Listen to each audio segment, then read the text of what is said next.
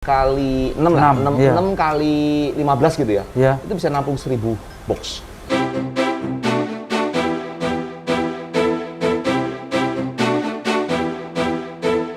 Kepiting merupakan salah satu seafood yang merajalela saat ini. Bahkan beberapa di antaranya seafood dijadikan sebagai menu dasar yang disajikan oleh berbagai macam restoran yang ada di Indonesia. Salah satu di antaranya yaitu kepiting. Apakah kalian termasuk salah satu pecinta kepiting? Jika iya, tentu saja sudah banyak loh beberapa keunggulan yang bisa dilihat dari kepiting itu sendiri. Sama halnya manfaat yang dihasilkan oleh daging kepiting bagi tubuh manusia. Untung besar, inilah budidaya kepiting bakau modern agar cepat sukses. Number 8. Perbedaan kepiting bakau dan biasa.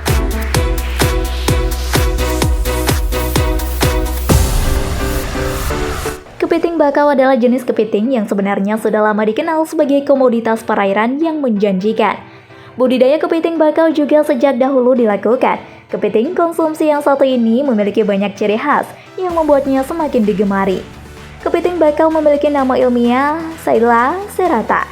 Meskipun demikian, kini ditemukan fakta bahwa ternyata kepiting bakau terdiri atas 4 spesies yang berbeda. Kepiting-kepiting tersebut adalah Scylla olivacea, Scylla paramomasain, Scylla serrata, dan Scylla cucurberica. Anda dapat menjumpai kepiting bakau di daerah rawa di perairan tropis Asia dan Australia. Selain itu juga ditemukan di pantai pesisir Afrika. Ia bisa hidup pada salinitas 15-30 ppt dengan pH 7,2-7,8. Suhu ideal untuk pertumbuhan kepiting bakau berkisar antara 23-32 derajat Celcius.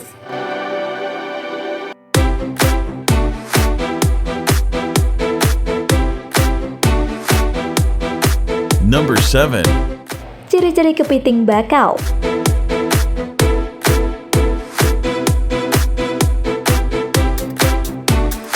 Ciri kepiting bakau yang paling utama adalah karapasnya yang berwarna lumpur. Warna karapas ini sedikit kehijauan. Di bagian depan, Anda akan mendapati tangkai matanya. Capit bagian kanan biasanya lebih besar daripada capit bagian kiri. Ada tanda berupa warna kemerahan pada ujung capit tersebut. Untuk membedakan kepiting jantan dan betina dapat dilakukan saat kepiting telah dewasa. Ciri kepiting jantan adalah memiliki kelamin yang menempel pada bagian perutnya. Bentuknya segitiga runcing. Sementara pada kepiting betina kelaminnya berbentuk membulat. Dilihat dari bentuk capit, kepiting bakau betina memiliki capit yang lebih besar dibandingkan dengan jantan. Kepiting bakau memiliki kaki yang kokoh. Ada 3 pasang kaki yang sama bentuknya. Ada pula 1 pasang kaki di bagian belakang dengan ruas ujung yang menyerupai daun. Selain itu, bagian perut pada kepiting jantan cenderung ramping. Sementara pada kepiting betina, bentuk abdomen umumnya menyebar. Kepiting bakau biasanya diolah dengan cara dimasak asam manis, saus tiram, saus padang, serta bisa juga direbus dengan hanya sedikit bumbu. Rasanya yang lezat dan tekstur dagingnya yang lembut membuat kepiting ini jadi santapan favorit banyak orang. Number 6. Cara budidaya kepiting beralih ke teknologi modern.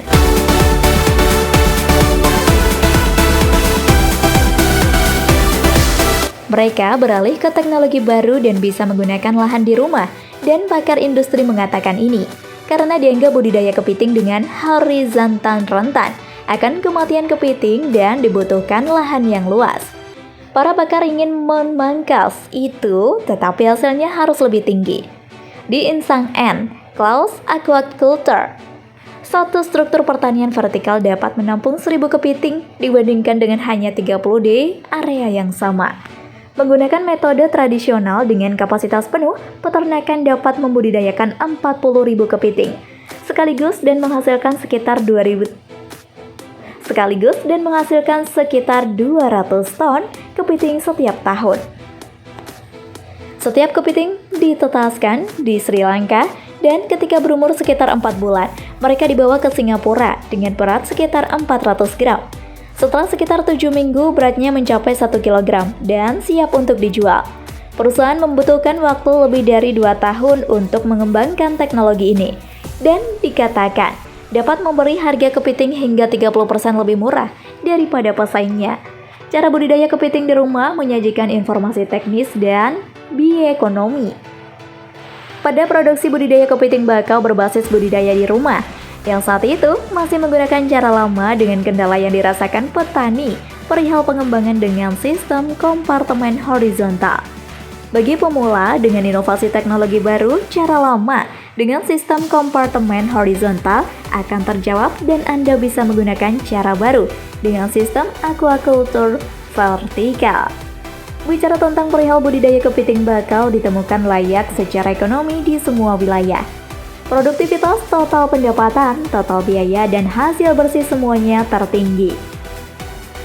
Umumnya mencerminkan tingkat penebaran dan ukuran serta jumlah kolam yang digunakan oleh rumah tangga. Sumber biaya yang didominan untuk pertanian ini adalah benih 14-49%. Dari biaya tergantung pada wilayah. Dan tenaga kerja 25-71% tergantung pada wilayah, dihitung biayanya dengan tarif komersial penuh. Number 5. Budidaya kepiting di rumah investasi yang baik.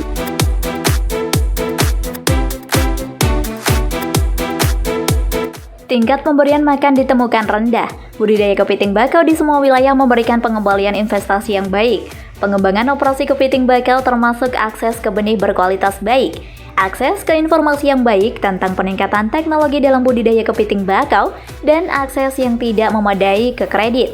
Tampaknya peningkatan mata pencaharian petani kepiting bakau bergantung pada pengurangan ketergantungan mereka pada stok pakan liar, peningkatan akses ke kredit, dan peningkatan arus informasi.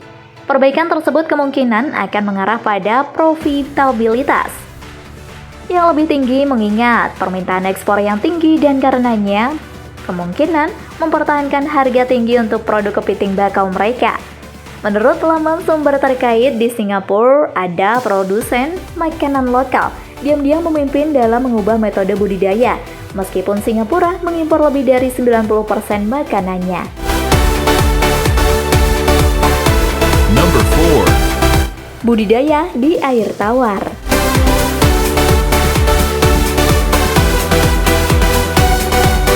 Kepiting bakau memiliki banyak sekali peminat dagingnya yang tebal dengan rasa lezat, membuatnya banyak dicari oleh penggemar seafood, bahkan hingga ke pasar mancanegara. Oleh sebab itulah peluang budidaya kepiting bakau ini masih terbuka lebar. Beruntungnya lagi, kepiting merupakan salah satu hewan yang dapat bertahan di berbagai macam perairan seperti laut, air payau, tambak, maupun tawar. Maka untuk Anda yang berniat terjun ke dalam bisnis budidaya kepiting bakau, namun lokasinya berjauhan dari pantai, tidak perlu khawatir. Pada kesempatan ini, kami akan mengulas secara tuntas cara budidaya kepiting bakau di air tawar. Silahkan disimak. Number 3. Persiapkan lahan.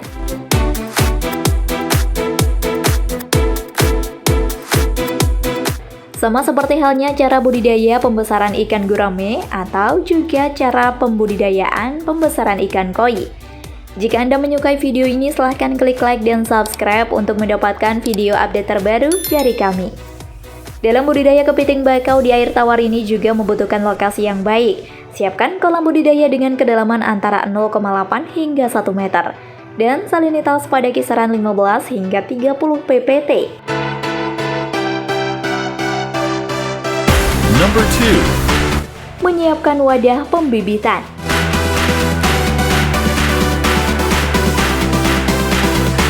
Sebelum digunakan, wadah pembenihan wajib dicuci dan dikeringkan selama kurang lebih 2-3 hari.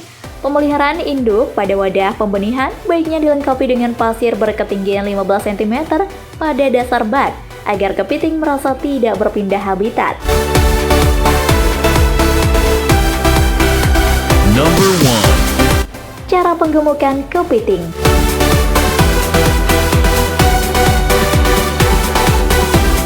Dalam kurun waktu 5-10 hari, kepiting bakau sudah terlihat gemuk jika dirawat dengan baik dan benar. Hanya saja yang perlu dihindari dalam budidaya ini adalah pertarungan antara kepiting jantan dan betina yang bisa menimbulkan dampak buruk, bahkan kematian pada kepiting.